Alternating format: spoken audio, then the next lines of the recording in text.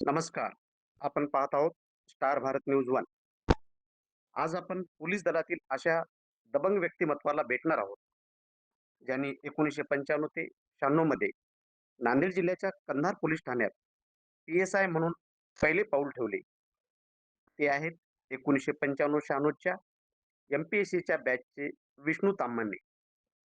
दिनांक 31/5/2026 रोजी पुणे पोलीस विभागातून सहाय्यक पोलीस आयुक्त म्हणून सेवानिवृत्त झाले आहेत.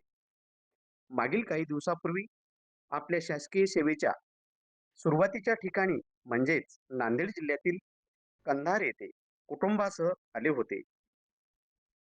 या ठिकाणी कंधार भेटीत त्यांनी व्यापारी, राजकीय, सामाजिक कार्यकर्ते, पत्रकार, नागरिक व पोलीस ठाणे येथे भेट दिली.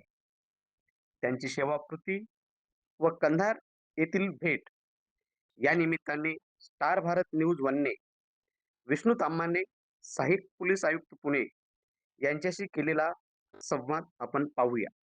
आज आपल्यासोबत 1995-96 मध्ये MPSC थ्रू गृह विभागामध्ये पोलीस विभागामध्ये प्रशिक्षणार्थी म्हणून रुजू झालेला एक तरुण अधिकारी, जे कंधार परिसराने 95-96 मध्ये पाहिला. ज्या व्यक्तिमत्वाचं आजही नाव कंधारच्या चौकामध्ये किंवा पोलीस विभागाच्या संबंधाने जे काही घटना घडतात त्यावेळी आवर्जून घेतलं जातं, ते नाव म्हणजे विष्णू ताम्हाणे. ते आज पुणे येथे सहाय्यक पोलीस आयुक्त पदावर आहेत. 31 मे रोजी त्यांचा गृह विभागातून शेंडाफ होतोय. त्यांची पोलीस विभागातील सेवा ती समाप्ती होती आहे.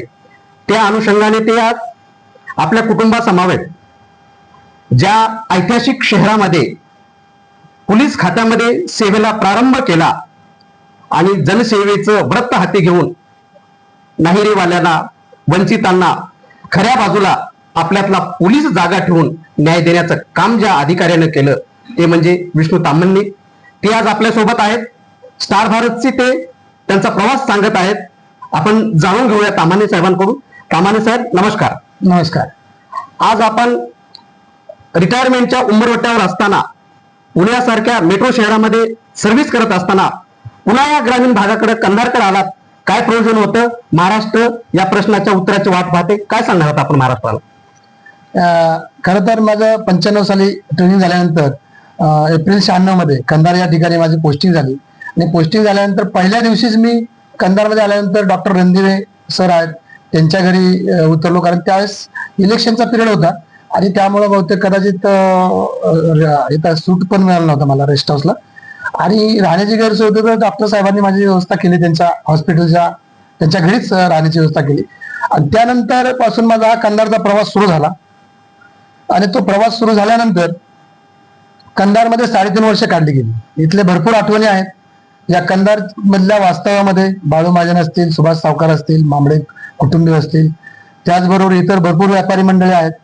तत्कालीन माझे PI जे आहेत अब्दुल रफिक साहेब, बेनणी साहेब, हे देखील मला आजही आठवतात. या ठिकाणी आज माझ्यासोबत काम केलेले शिवाजी वरपडे असतील, त्याचबरोबर साखरे असतील, या ठिकाणी नेमणुकीस आहेत, तेही माझ्या सोबत नोकरीला होते.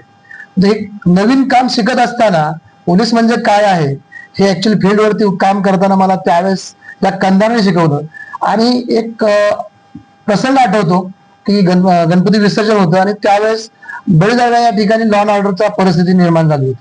आणि त्यावेळेस त्या ठिकाणचे असलेले DYSP असतील किंवा आमचे PI असतील, तर त्यांच्याबरोबर या लोकांचा वाद होऊ लागला. आणि ते माझ्या लक्षात आल्यानंतर मी त्या ठिकाणी तात्काळ सरांना सांगितलं, तुम्ही बसून घ्या, मी काय ती परिस्थिती हाताळतो. ते त्यावेळेस माझी शरीरयष्टी याहीपेक्षा छोटी होती आणि ते खालपासून माझ्याकडे वरपर्यंत बघायला लागले. आणि त्यांनी माझ्या त्या ह्याच्याबद्दल त्यांच्या मनात कदाचित संशय असावा की हे कसं काय हँडल करणार. तर त्यांना बसून घ्यायला सांगितलं आणि बाकीचा यांना प्रश्न विचारला की म्हणलं की काय झालं, तुमचा प्रॉब्लेम काय?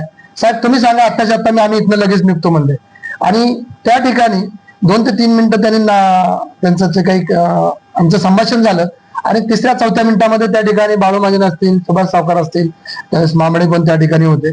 तर यांनी ती मिरवणूक पुढे 4-5 मिनिटात नेले आणि 5 मिनिटात तो चौक खाली झाला. त्यानंतर मग आमच्या तत्कालीन वरिष्ठ अधिकाऱ्यांनी विचारलं की नेमका हा प्रसंग कसा हाताळला.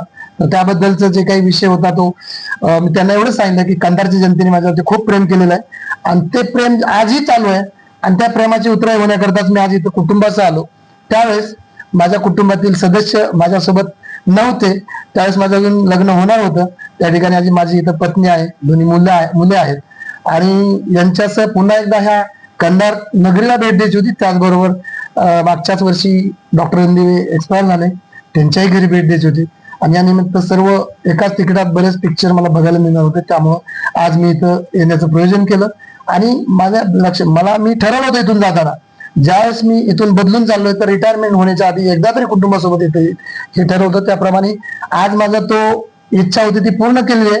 पण सेवा पूर्ती झाल्यानंतर देखील भविष्यकाळात मी नक्कीच कंधारला चक्कर मारणार आणि या ठिकाणी एक छोटंसं काम आहे. कंधारवासियांना मी आव्हान करेन की तत्कालीन नागोराव गायकवाड नावाचे होमगार्ड होते, ते आज त्यांचा मुलगा पण शहीद झालेला आहे.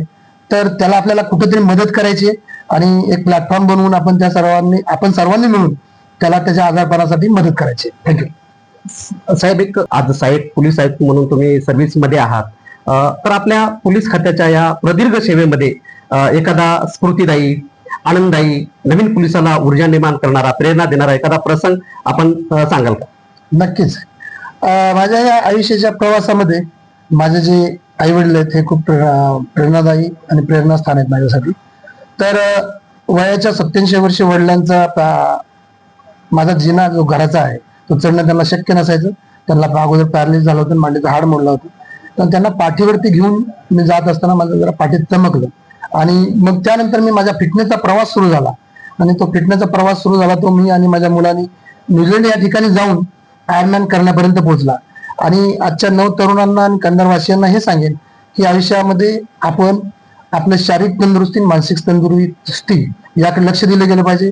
स्वतःसाठी कमीत कमी एक तास रोज काढला पाहिजे, जेणेकरून तुमचं शारीरिक तंदुरुस्ती बरोबर मानसिक तंदुरुस्ती पण चांगली राहील. आणि ज्यावेळेस मुलासोबत मी म्हणजे बोर्नविटा या जाहिरातीमधले बोर्नविटाची एक जाहिरात आहे, त्यामधील आई म्हणते की जिस दिन मेरा बेटा मुझे हराएगा उस दिन मैं जीत जाऊंगी. आणि माझ्या मुलाने माझ्यापेक्षा 4 मिनिटं अगोदर, म्हणजे ही स्पर्धा 17 तासाची असते, तर 16 तास 30 मिनिटात त्यांनी ही स्पर्धा पूर्ण केली आणि ही स्पर्धा मी 16 तास 34 मिनिटांमध्ये पूर्ण केली. मग 4 मिनिटांनी मला त्यांनी हरवून खऱ्या अर्थाने त्यांनी मला जिंकून दिलेलं आहे. आणि अशा प्रकारे आपल्या मुलांकडून नागरिकांनी अपेक्षा ठेवावी, त्यांना अशा प्रकारे चांगले शिक्षण द्यावं आणि त्यांच्या क्षेत्रामध्ये उच्च स्थानी पोहोचण्यासाठी मदत करावी. काय करावं याबद्दल आपण मार्गदर्शन केलं. सर, एक महत्वाचा प्रश्न आपल्या खात्याच्या संबंधाने येतो आणि तुम्ही त्या प्रश्नाची उकल केला तर अनेक तरुणाला ते प्रेरणादायी ठरेल असा प्रश्न आहे. त्या प्रश्नामध्ये एकच सांगायचंय की साहेब, जो आज व्यसनाधीनतेकडे तरुण जातोय, तर एक वरिष्ठ पोलीस अधिकारी म्हणून महाराष्ट्रातल्या तरुणाला आज आपण काय मार्गदर्शन करावं? ह्या तरुणांनी त्यांचे जे रात्रीचे मित्र आहेत ते कमी करून सकाळचे मित्र वाढवावेत आणि जेणेकरून सकाळी लवकर जर टाउनवरती गेलं आणि त्या ठिकाणी त्यांनी स्वतःच्या आरोग्याकडे लक्ष दिलं तर आपोआपच तो व्यसनापासून, कुठल्याही व्यसनापासून दूर होऊ शकतो. राहुल जाधव नावाचे एक व्यक्ती आहे, ते ड्रग अडिक्ट झाले होते आणि ड्रग अडिक्ट झाल्यानंतर ते डिअडिक्ट होऊन त्यांनी मॅरेथॉनमध्ये खूप मोठे नवे विक्रम प्रस्थापित केलेले आहे. तर त्यामुळे असं काही नाही की समजा इट इज नेव्हर लेट, म्हणजे ज्यावेळेस सुरुवात कराल ती सुद्धा काही उशीर झालेला नसतो.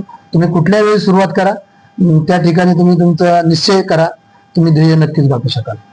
पोलीस अधिकाऱ्यासाठी आपण काय कानपोचली करणार? या विषयावरती बोलणं इतकं मी नक्कीच मोठं नाहीये, परंतु राजकीय व्यक्तींचा पोलीस दलामध्ये हस्तक असतो किंवा नसतो याच्याबद्दलचा मला नक्कीच अनुभव आलेला नाही. मला ज्या वेळेस कुठला राजकीय व्यक्तींनी कशाबद्दल फोन केला असेल तर तो नक्कीच विधायक कामासाठी आणि कायदेशीर मार्गाच्या कामासाठी केलेला आहे. परंतु पेपरमध्ये, वर्तमानपत्रातून ज्या काही बातम्या येतात त्यावेळेस याबद्दल थोडीफार माहिती मिळते. परंतु जरी कुठल्याही प्रकारचा राजकीय हस्तक्षेप पोलिसांवरती आला तर त्यांनी निश्चितच कायदेशीर मार्गाने जे काही काम करायचं असेल ते करावं. आणि राजकीय व्यक्ती ज्यावेळेस काम सांगत असतात तर त्यावेळेस त्यांना एखाद्या वेळेस ती बाजू माहिती नसू शकते आणि कदाचित त्यांनी एक त्यांचा कार्यकर्ता वगैरे ह्या माध्यमातून तो फोन केलेला असू शकतो. परंतु त्याची वस्तुस्थिती काय आहे समजून सांगितल्यानंतर राजकीय लोक जे आहेत ते निश्चित सहकार्य करतात. हा अनुभव मला कंधार पासून आतापर्यंत आलेला आहे.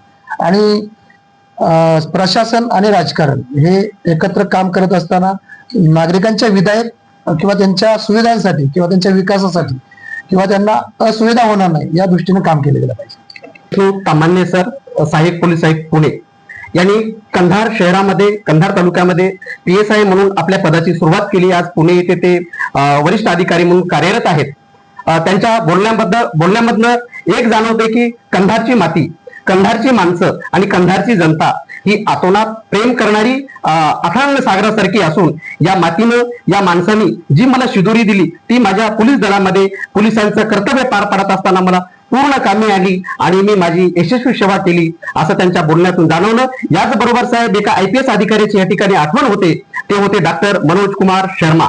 मनोज कुमार शर्मा IPS म्हणून जेव्हा UP मधनं ज्यांचं कॅडेटमध्ये सिलेक्ट झाले आणि नांदेडला आले, त्यांनी तिथं विचारले की आता मी कुठला जिल्हा घेऊ, तर त्यांनी नांदेड निवडलं. नांदेडच्या नंतर कंधार निवडलं आणि त्यांनी जाता जाता शेंडाप मध्ये असं सांगितलं की मी माझ्याकडे भेटायला येत असताना कंधारच्या व्यक्तीनं, मी जरी प्रत्यक्ष चेहऱ्यानं ओळखलो नाही तर मी कंधारचा आहे एवढं जरी सांगला तर तुमची डायरेक्ट एंट्री ही माझ्या हृदयात असेल. आज मला त्या अधिकाऱ्याची आठवण झाली. तसंच आपण रिटायरमेंटच्या क्षणी आपल्या विथ फॅमिलीला, 2 मुलींना आणि आमच्या ताईंना, आपल्या सुविध पत्नीला घेऊन आपण या ठिकाणी इथं आलात. आणि सर, परत एक आठवण म्हणून तुम्ही कंधारचं काम करत असताना तुम्हाला कंधार बद्दल काय काय जाणवले?